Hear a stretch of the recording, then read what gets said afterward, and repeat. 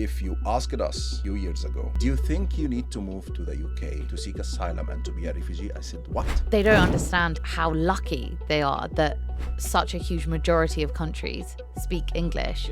We should be united as human, not thinking about the borders. Oh, you can go to McDonald's and wash the dishes because you can't do anything with the language barrier? No human rights in this country. We all know this. Welcome to the Media Storm studio. We're so thrilled to be joined today by two special guests. Our first guest is a journalist and TV anchor based in London. He has written for The Guardian, Newsweek, Middle East Eye, and The African Argument.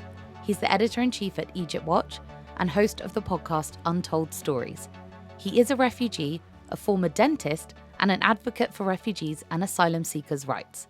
Welcome to the studio, Osama Gaweesh. Thank you for having me. Our second guest is a journalist and newsreader who worked in Afghanistan for more than a decade. Following the Taliban's rise to power in August 2021, she fled to the UK, where she has volunteered and worked with the Refugee Council, BBC Afghan, and the International Rescue Committee, and more. She's also a former Refugee Week ambassador at IMIX, the charity which offers training, coaching, and mentoring to those with both lived and learnt experience of migration. Welcome to the studio, Zahra Shaheer. Thank you for having me. Happy World Refugee Day to you both, and thank you so much for being here. Thank you. The first topic we want to discuss is language. Now, a word that so often follows refugee or migrant in our media is the word crisis. Mm-hmm. A humanitarian crisis is typically defined as an event that critically threatens the health, safety, security, or well-being of a community. We find it telling that in most cases when our media describes the refugee crisis, the crisis they seem to be referring to is not the hundreds of millions of people who have been displaced from their homes, but the tens of thousands trying to come to ours. Is the term crisis accurate when we talk about the UK's refugee crisis? Or what do you think crisis should refer to in this context? Please. You want to start with Zahra? Yeah, I think it is definitely something I agree with this word. This term is definitely a good term that we can use for refugee crisis because it highlights the urgency. It highlights the need that refugees need help, they need support. Like the same as we have economic crisis. It's the same. There's different angles with this crisis. It's not only we can focus in the host country with refugees, what they need, why they forced to flee from their countries. As I mentioned about economic crisis, when there's some problem, all governments think how to find a solution through diplomatic relations with other countries, through finding the problems with climate change and other things. It's the same with the refugee crisis. They need to think why the refugees forced to flee, why, what was in their country. It all relates to war and conflict. They must stop the war and conflict in the countries that the people are had to flee and come for safety. So the term crisis is accurate when we're describing the refugees who are forced to flee their home. But unfortunately, I guess in our media, they often use the word crisis about the amount of refugees coming to the UK. Yes. Is that the crisis? Yeah, I won't jump in. To be honest, I disagree with Zahra because describing people as crisis is not fair. We can talk about economic crisis, we can talk about border crisis, we can talk about inflation crisis, but we can label people as crisis. I think this is a quite, I describe this as a racist label because people are not crisis. People forced to flee. People forced to have this horrible journey, to have this death journey crossing borders or in dinghies in the Channel and in the Mediterranean. So the media here in this country and in Western media, to be honest, they use this crisis to label refugee as they are a threat to these countries. We can't manage these people.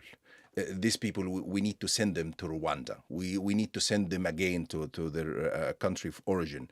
So I think we need to reconsider describing people as crisis, because crisis, as Zara said, we can talk about economic, we can talk about emergency case. It is emergency case, but without labeling people as crisis.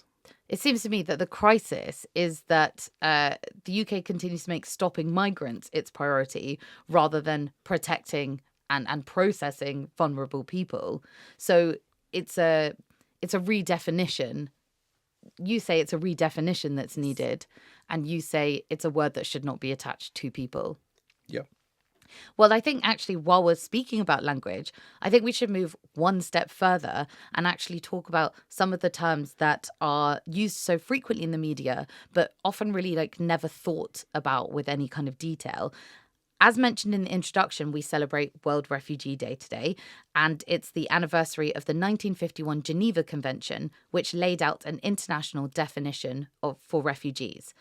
This definition is someone who is unable or unwilling to return to their country of origin owing to a well-founded fear of being persecuted for reasons of race, religion, nationality, membership of a particular social group, or political opinion. But this is not the definition used by media outlets who reserve the term refugees for people whose request for asylum has been approved by a host country. Instead, we use terms like migrant, asylum seeker, illegal immigrant. What is the problem with this differentiation in language between the legal and the literal meaning of refugee? Again, I can say some terms and words can make us confused. It brings confusion to the audience, to the other people, when they hear like different words like migrants, illegal migration. I'm against illegal migration.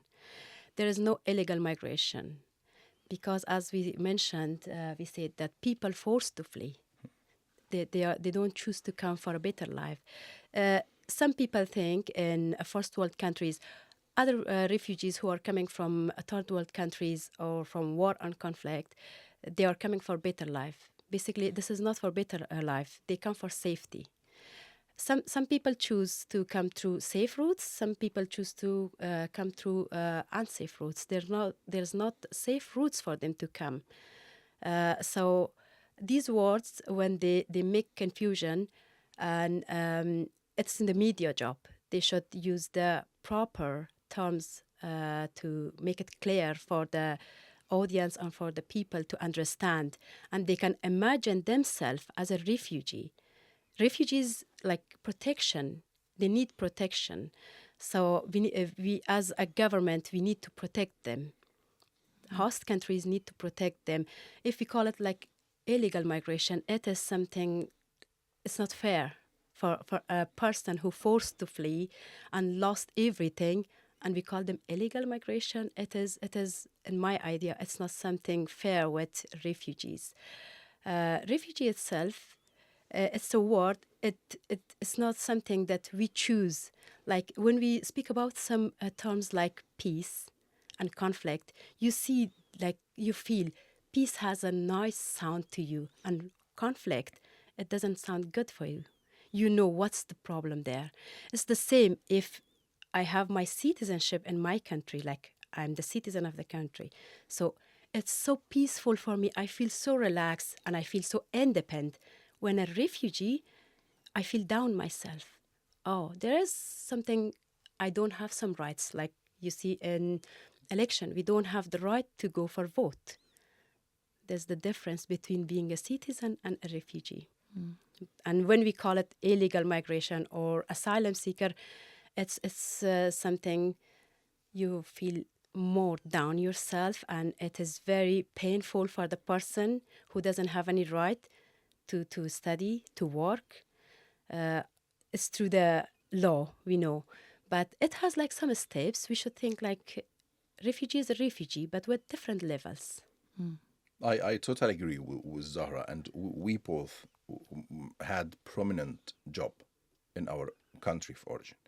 She was a prominent speaker, and I was a prominent dentist. I was a manager of a hospital. So if you asked us a few years ago, do you think you need to move to the UK to seek asylum and to be a refugee? I said, what? No, I'm happy with my country. I'm happy with my job. I'm happy with everything here. So I don't need to this. So we force it to leave. We force it because we didn't look or think about a better life. As Zara said, we just looking for safety. She had a living in a war zone when Taliban took power, and we had a military coup, and they then start targeted every activist in the country. So we forced it to leave.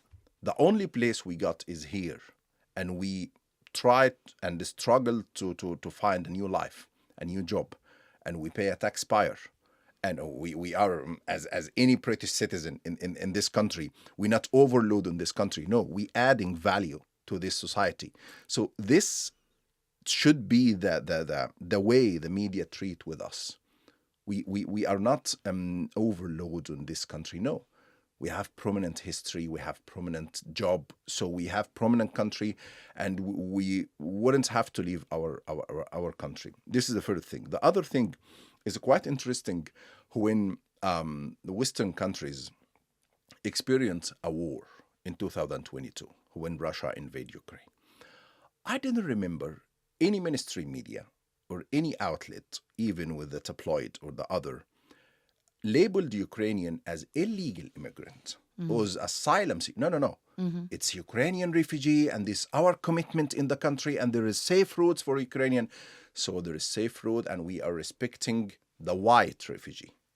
I think this is another hypocrisy in the mainstream media. Why you differentiate between people? This from Middle Eastern, so illegal immigrants, they are overload. We will send them to Rwanda. But this is Ukrainian. Oh, they are our brothers, the same ethnicity. They are refugee from Ukraine. No, it's ridiculous. Yeah, yeah. And it is, as you mentioned in your first answer, do you think that we as a society are almost scared to call it racism? Do you think we call out the fact that it is racism enough? I think it is racism, and it's intentionally doing this with people. The media, they are willing to do this with others. They are talking about the covering of media of refugee stories like victims or criminals. There is no midpoint between both. You are a victim, and we sympathize with you. Oh my God, and that's it. And the other thing, you are a criminal. You are illegal. You come from a boat. We will send you to Rwanda. So there is a midpoint between two. Yeah. He is a human being. She is a human being. Just treat with him like this. Yes. And this brings us, I think, very neatly onto what we want to talk about next, which is this kind of disproportionate distribution of positive refugee stories in our media and negative refugee stories in our media. Now, we did some searching and we did find some positive, but vastly more negative stories about refugees in general. Most of the stories were about the poor conditions that refugees live in, the record number of displaced people, or the number of so-called channel migrants. What is the impact of this coverage, this consistent negative coverage about refugees? I think the negative coverage, again, it make confusion.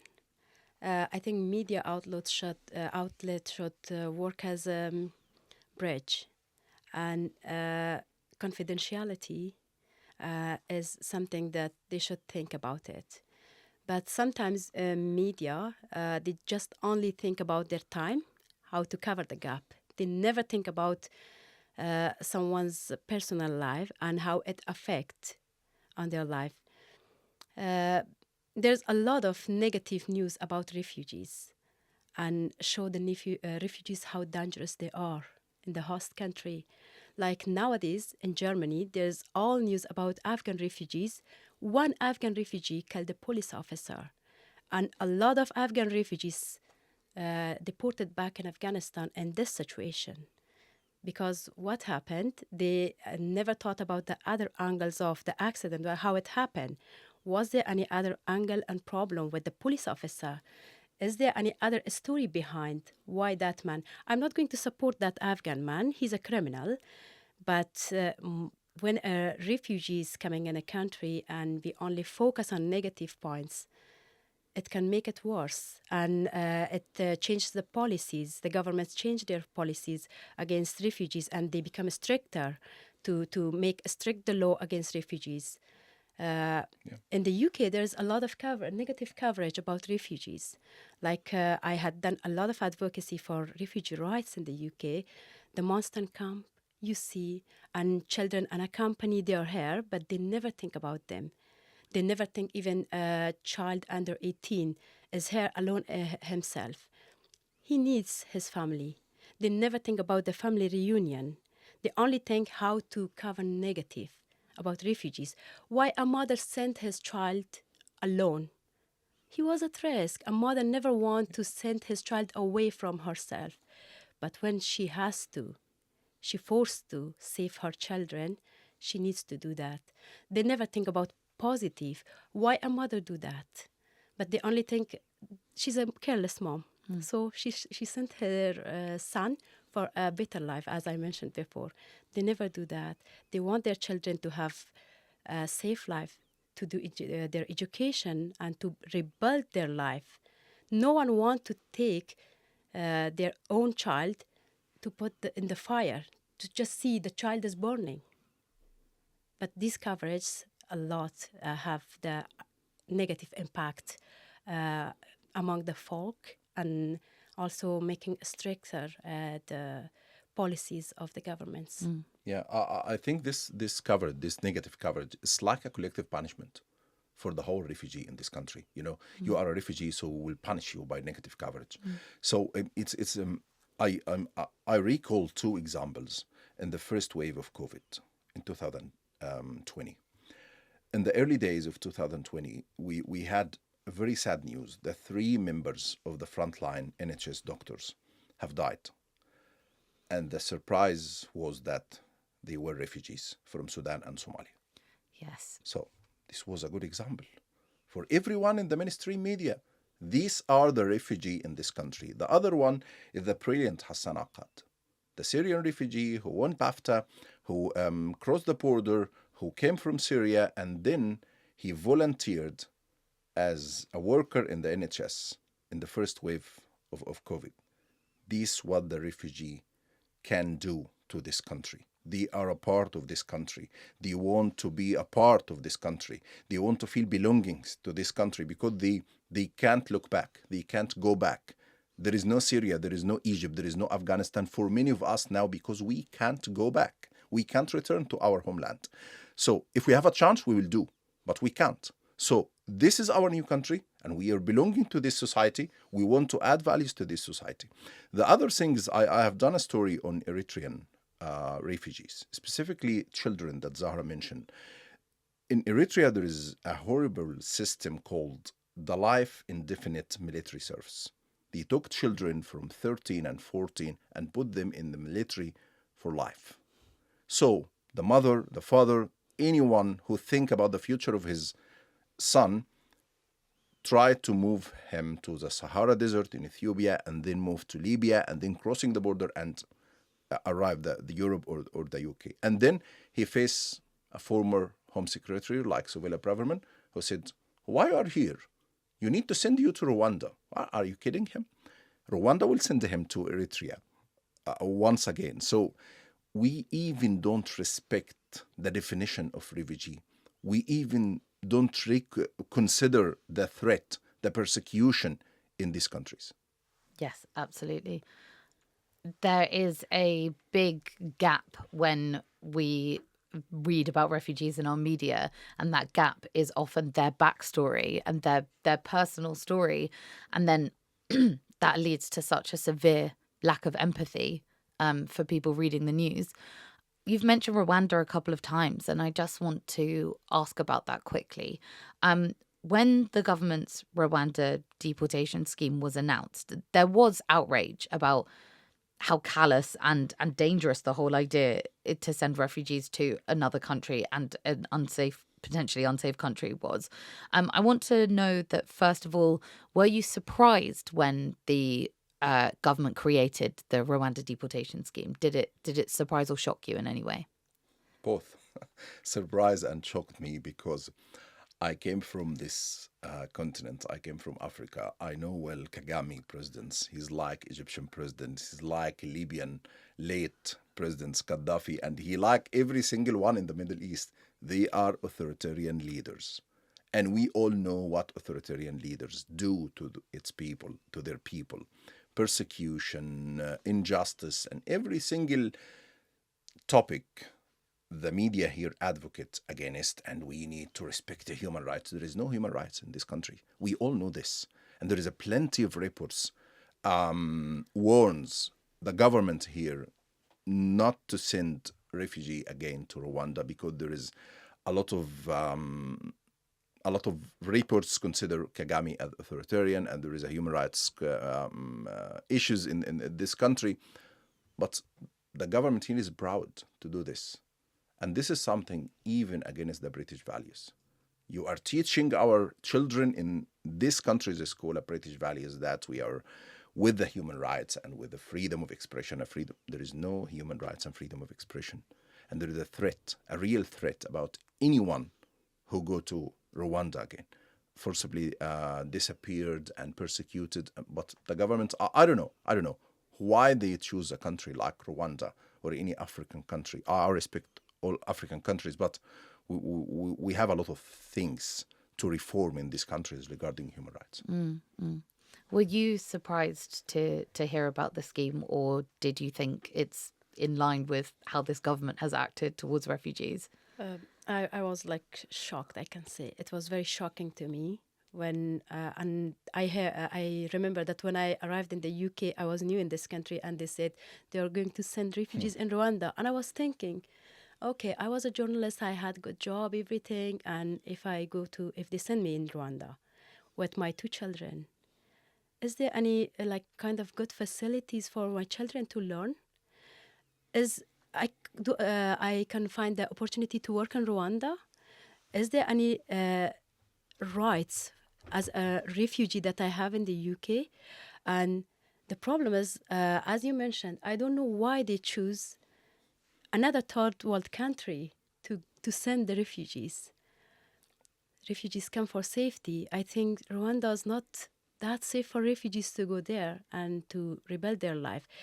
It is, the plan is wasting the people's life, wasting their time. They want to just play around to waste their time and show them how your time is not valuable for us, because you come as a refugee in this country, you don't have the rights in this country, and we don't value your time. We don't value your life. And everyone has a goal in their life. They want to do something. As a human, we need to be alive. We don't need to be starving.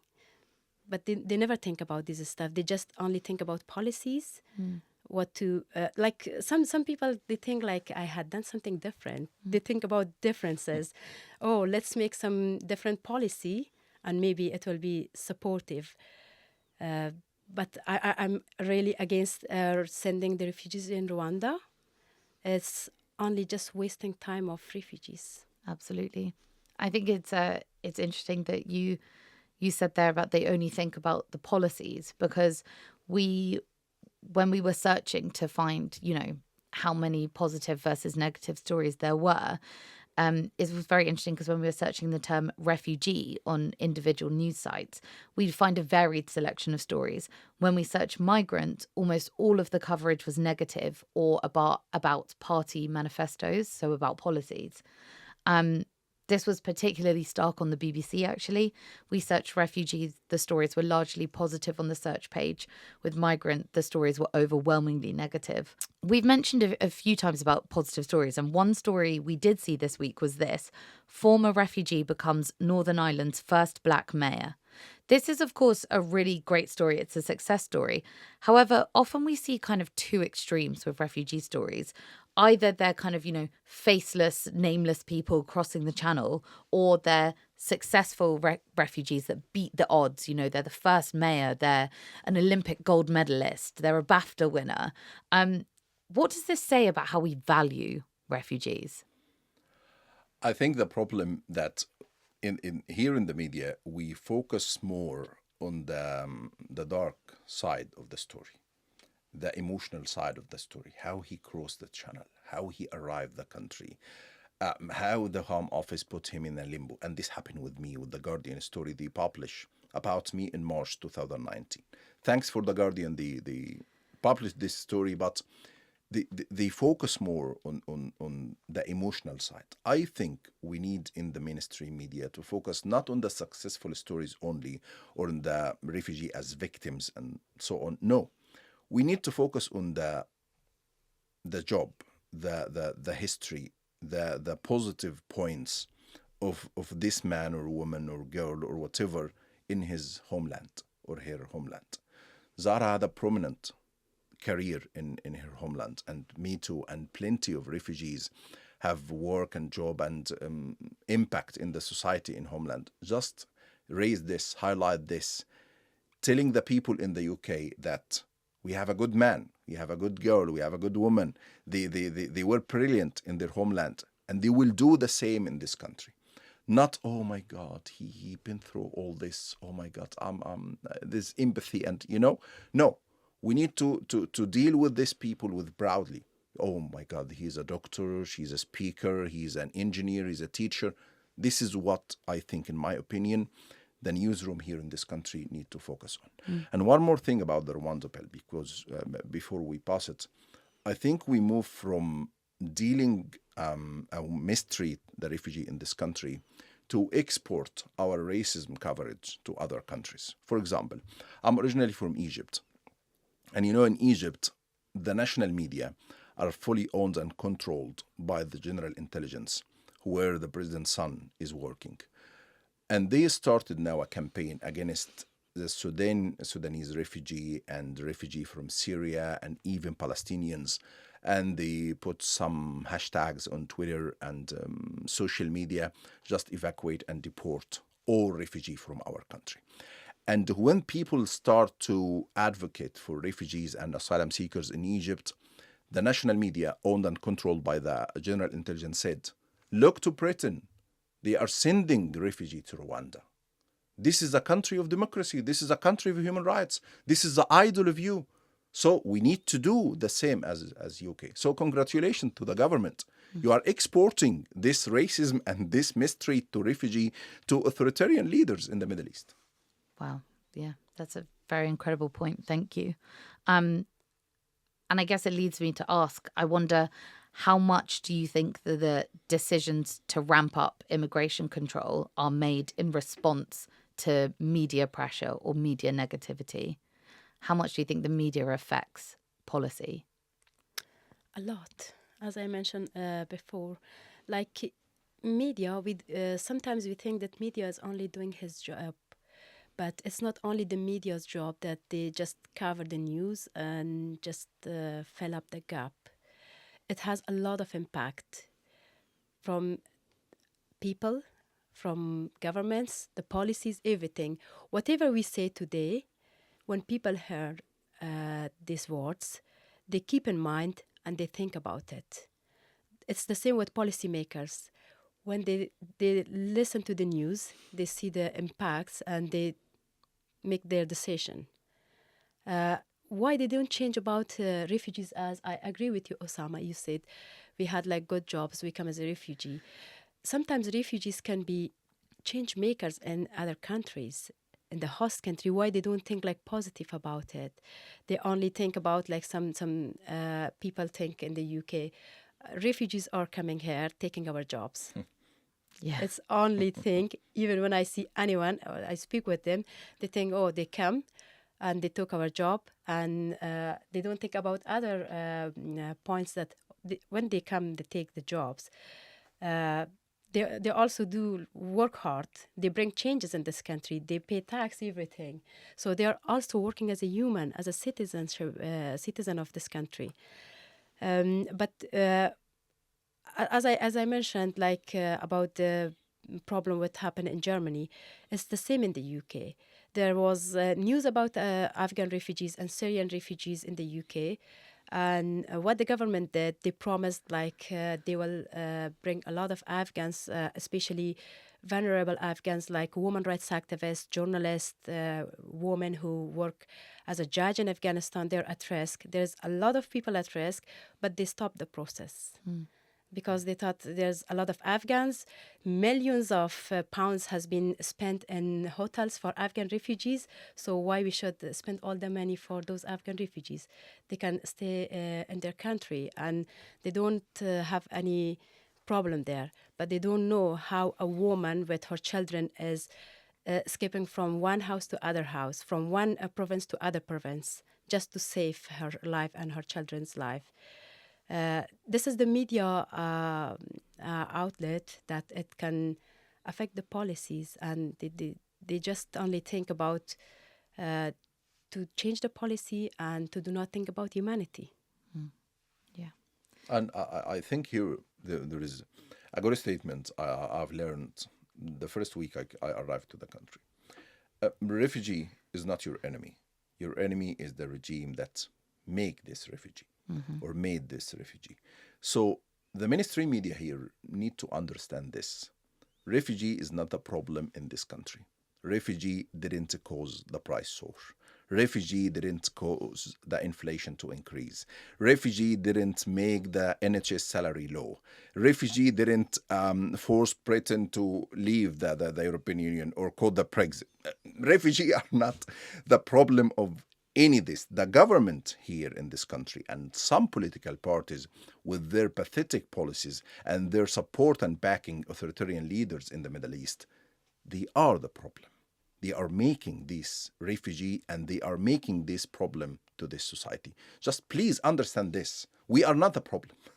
Yes, yes, I agree. Because what happened in Afghanistan, for example, it was, I always say, the controller of the game was in United States' hand. They played the very bad game with Afghanistan, and they made people to flee. And what they did, they make a plan. They said, "Oh, we will save you," and they just brought the army charters and asked the people to come, and we will save you. And it is the politicians that they played the game with the country, and the Taliban are like enemies for the UK government. And also they put like something, they say, you came in our country and you got all the experts from my country. If an expert woman live in Afghanistan, what should she do? There's no job for her. But still, they are enemies for each other. Taliban thinks that why they come and they saved a lot of women and they have democracy now in the UK or other European countries. And they raise their voice against their government. See, they are like enemies with each other. Yeah. Refugees are not enemies. And people who are coming as a refugee, they want to raise their voice. There's also some problem. People want to shut their mouth, to do not do advocacy for other refugees, to do not raise their voice for their homeland, to do not raise their voice for their people. We are all human. I have the right to raise my voice for those poor girls who are still in Afghanistan. They don't have their fundamental right to go for education and work. But most of the time, I see like even the government thinks that you're safe here. Just think about yourself. Yeah. And you know, for example, in Egypt, we have a military coup in 2013. We have more than 100,000 political prisoners in jails. We have more than 300 news outlets even banned or shut down by the regime. A lot of human rights reports from Amnesty International, Human Rights Watch, even the Ministry of Foreign Affairs in the United States, they publish reports about how bad the human rights situation in Egypt. Okay, what the government here is doing with Egypt since 2013, they are supporting the authoritarian leader Sisi with arms sales.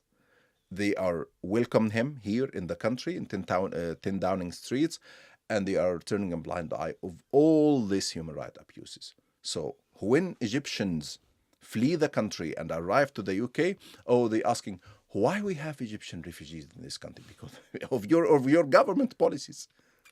Yeah, definitely. Thank you both so much. So incredibly interesting and necessary for people to hear to hear your stories. And I think it does lead us on to talk a little bit more about the fact that solutions-focused positive reporting does exist, largely in part to refugees who are journalists, who are working so hard to tell the true story.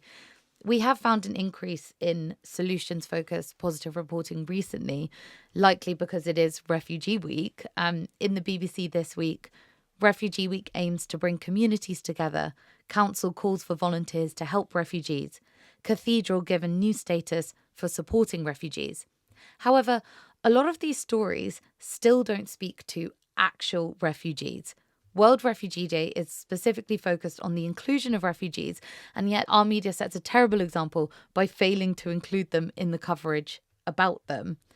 Research from 2021's London College of Communications Refugee Journalism Project shows 64% of news broadcasts about refugees, migrants, and asylum seekers do not feature a refugee, migrant, or asylum seeker voice. You are both journalists. To start, Osama, could you tell us about the importance of hiring refugees as journalists? Yeah, I need to highlight the importance of the Refugee Journalism Project. This incredible initiative, I owe this initiative. And I say thank you to Vivian and all the staff in the Refugee Journalism Project because they helped me a lot. They put me on the right start in this country to just be a freelancer, to write to The Guardian, to write with Middle East Eye, with plenty of other news outlets here as a refugee journalist. So thank you for the Refugee Journalism Project. Great initiative. Training for 1 year, attending many workshops with Bloomberg, The Guardian, BBC, and other veteran journalists from here and there, and then a fellowship for 6 months in two media news outlets in the country. So a huge experience. And yeah, as I said, we need in this country many initiatives like the Refugee Journalism Project because it's help you to build your self-confidence as a journalist in this country, to help you to improve your language so you can overcome the language barrier and to introduce you probably to the industry here. So these initiatives, we need many from this initiative. Yeah. And does the language barrier contribute to a lack of refugee voices in UK media? I think, yeah, it needs much work from us to just learn language and then learn how to write, how to learn journalism skills in writing, because journalism writing is different from academic or any other writing. So it needs a lot of work, but it needs a lot of work to be done from the industry as well. Just help these people to integrate with you, help these people to overcome this language barrier, because it's if we in a competition. One student, he's a native. He's graduated from any university here, and a refugee journalism. There is no competition. He will get the job. Definitely, he will get the job. So we are talking here in the industry about the diversity, the inclusion. Okay, these topics are brilliant, but please do these topics on the ground. Hire more refugee journalism and be patient with their language. Train them and develop their skills. And you will get a lot of things because we have an area of experience. No one in this country, even a correspondent, can write about Afghanistan better than Zahra, or about Egypt better than me. Even a correspondent live in Egypt or Afghanistan for many years. No, I've spent 28 years in Egypt. So I know every single angle of this society. Absolutely. Zahra, I wonder what helped you maintain your journalism career when you had to flee to the UK? The same as Osama said, I want to first thank Vivian, Refugee Journalism Project. Yeah. It helped me to enter the field of journalism. It's a good project. I really like it, and it helped me a lot.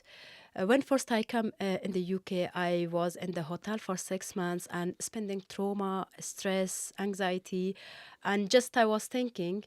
And everyone was teasing me. A journalist is coming from Afghanistan, and they were saying, oh, you can go to McDonald's and wash the dishes because you can't do anything with the language barrier, first of all. And I was thinking the same, okay, if I want to live in this country and I get like indefinite leave to remain, what job should I do? And I was only thinking about washing the dishes or just walking a dog. nothing else. But Refugee Journalism Project helped me. I got like nearly 1 year. We had a course with them, and we understand the media in the UK. There's difference in every country. As Osama mentioned, the coverage is different.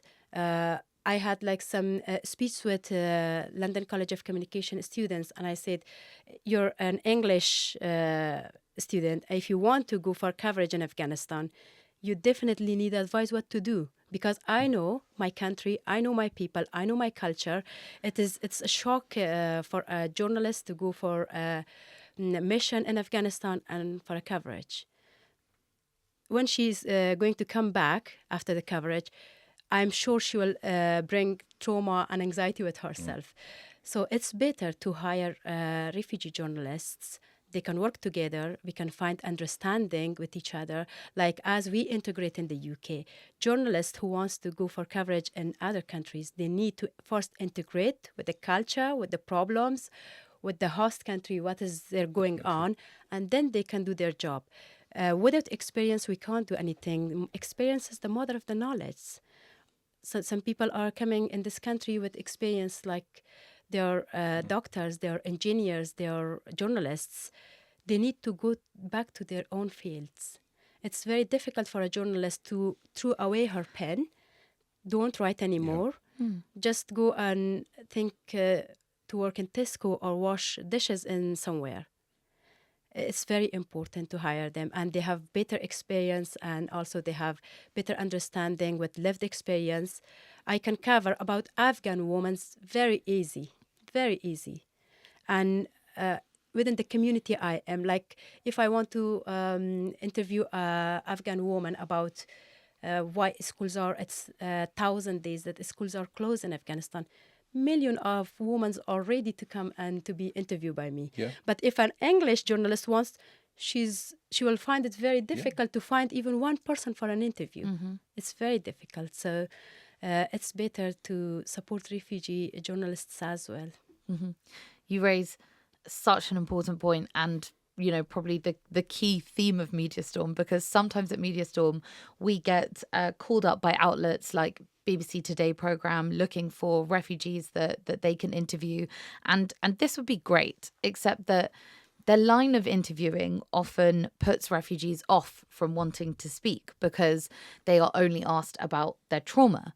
And we believe that refugees should be invited to not share their trauma, but their expertise by experience. Yeah. Clearly, you've seen that this happens in the media. Have either of you had experience of this? You mentioned a Guardian article. Yeah, I collaborate in 2021 with the European Center of Journalism. We put together a toolkit for refugee journalists, how to cover refugee stories. And I remember with my colleague in the project, we put some advice that don't focus on the trauma. Just consider the mental health. Because these people been through a horrible experience. Maybe they experienced death many times, threats. Maybe they had nightmares.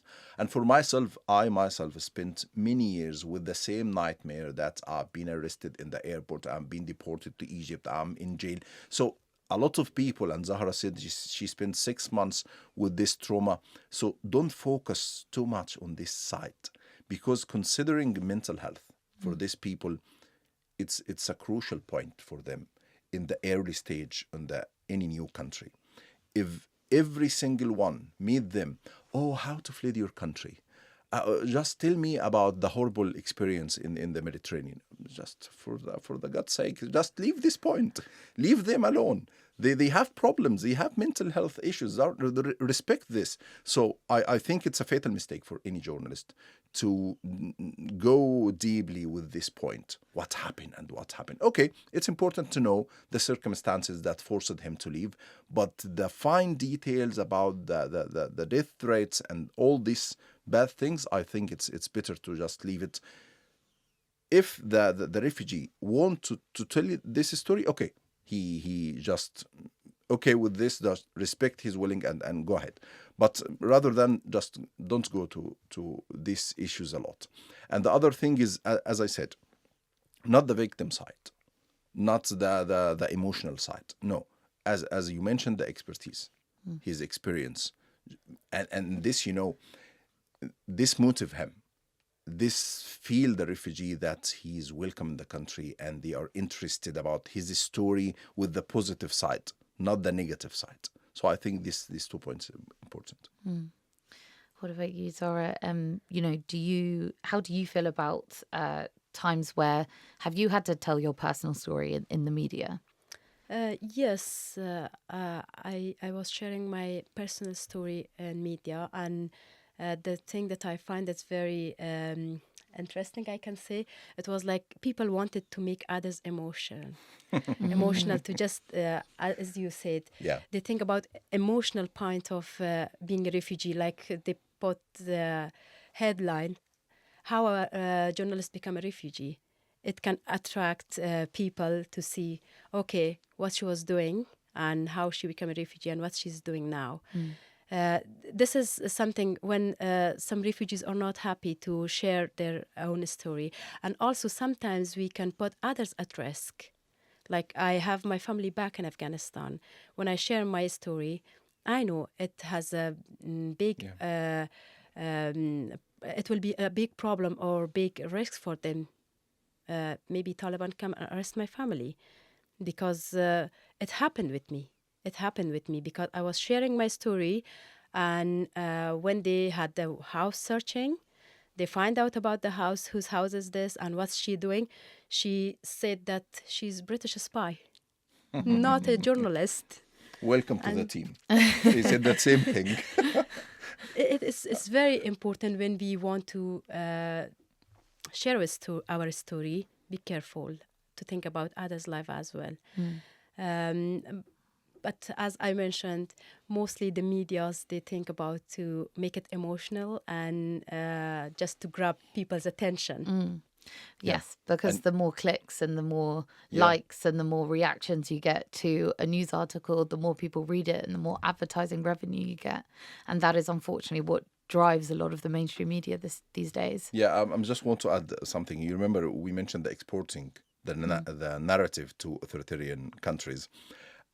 The media here, the way they are dealing with the refugee, they exporting this to Egyptian national media, owned and controlled by the intelligence. And one of the Egyptian mouthpieces, he always called me shamefully refugee, the shameful refugee, Osama Gaweesh. Okay, and I'm taking this opportunity to say I'm proudly a refugee, and I respect every single refugee in this country or in the world because they are human being.